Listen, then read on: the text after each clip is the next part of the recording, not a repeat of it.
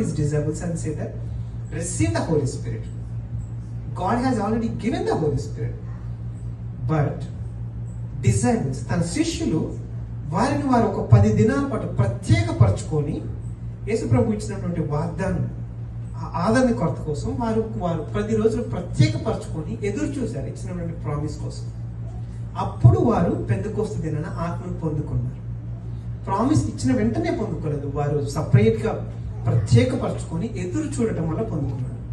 అదేవిధంగా మన జీవితాల్లో కూడా ఎప్పుడో ఒకసారి ఆత్మతో నింపబడ్డాను అంటే సరిపోదు, కానీ ప్రతి దినము మనము కొంత ప్రత్యేకపరచుకొని తండ్రి నీవు ఇస్తానటువంటి వాగ్దానం, నా ఆత్మని నీ మీదే పంపిస్తాను అని వాగ్దానాన్ని ఎత్తిపట్టి తండ్రికి ప్రార్థన చేయాలి.